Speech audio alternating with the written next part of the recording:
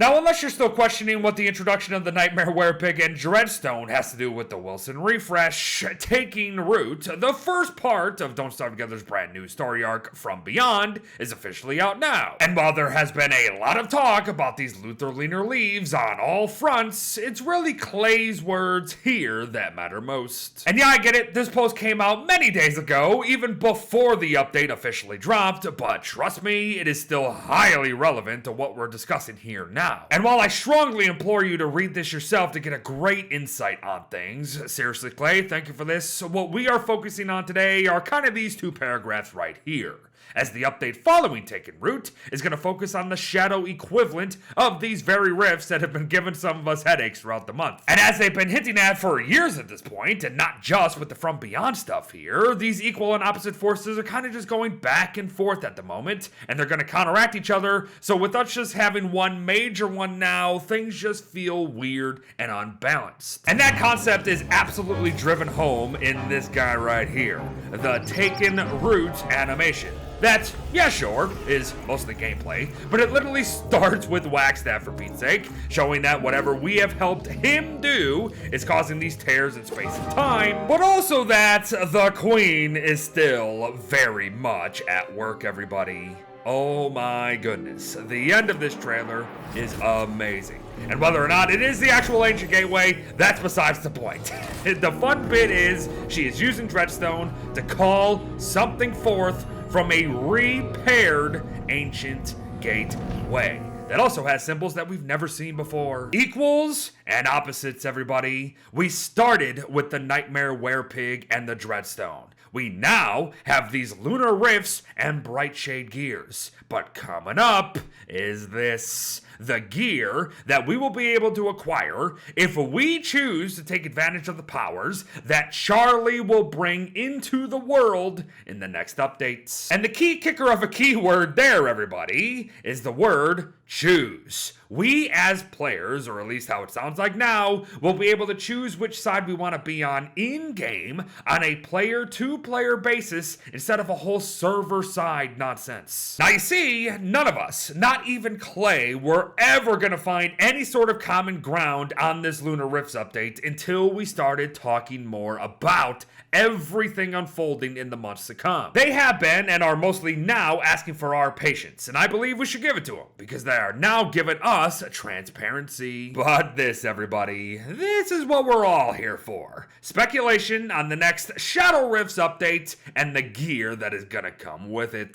The other day we were talking about what this immediately looked like, and yeah, I think we all agree, Ancient Herald. But if you look at the absolute end of this thing, this is without a doubt taken from the Dark Tatters that an Ancient Herald also drops. So, I'm assuming Dark Tatters are about to make their way, or maybe something like Dark Tatters are about to make their way, into Don't Starve Together from Don't Starve Hamlets. So then, with that potential in mind, we now have 2 new shadow materials to craft with, Dreadstone, Dark Tatters, and we might have 7 new shadow pieces of gear to create, right?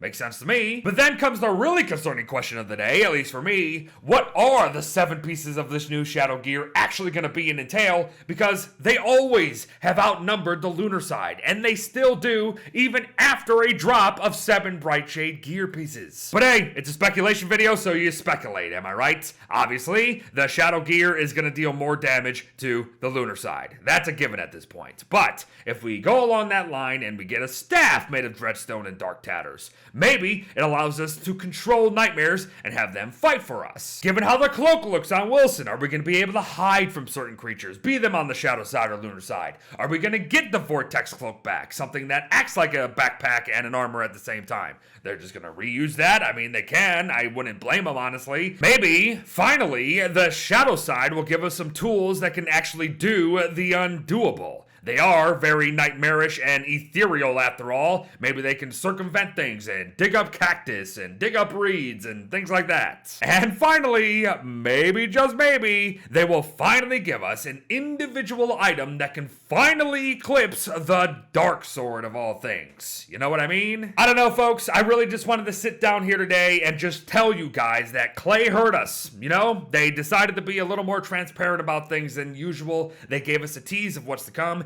they've actually given us a lot of information, actually, especially if you watched any of their stream when the update dropped. They said that the shadow rifts are going to be down in the caves. So as one last little thing, I want to question, what does that mean? And this is actually a really interesting topic, because with the lunar side shaping up to be more like organic in how it infects the constant, hence Wormwood, even, the lunar island and its mob behavior, these new bright shade plants, the shadow side is not necessarily more physical, because it still has literal ethereal nightmares, but Nightmare Werepig is corrupted by it, a physical being. The clockworks down in the ruins, physical metal machines just corrupted by it. Like, you know what I'm getting at here? All I'm trying to float here, everybody, is that I don't think it's going to be a one-to-one comparison, because it wouldn't make sense for these shadow rifts to shoot out gestalts. But you know what they might do? Those little leech things that were on the Nightmare Werepig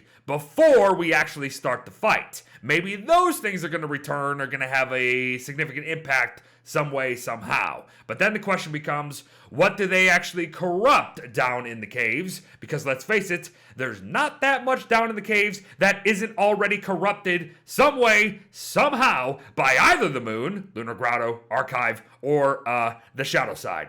The ruins, shadow spoon monkeys, broken clockworks, you get the picture. And that's actually why I'm more excited for part 2 of From Beyond than I am about part 1, even if part 1 is out and, quote unquote, finished, and it's lunar stuff. Yes, you heard that right. Beard, me, the guy for 4+ years who have done nothing but be a moon minion, is absolutely ecstatic about what is going to come with part 2. But folks, there you have it. This probably already went on way longer than I was hoping, but it's an interesting discussion. We have a really significant connection to the ancients with just one image, and it opens up a lot of doors. And then with Clay's words on top of that, man, like, there's probably some really good discussions and back and forth to be had right here, right now, which is exactly what this video is meant to be. A vehicle for those conversations down in the comments. So, have at it. Thanks for watching, folks. Let me know your thoughts on all of this, and I will see ya when part 2 of this drops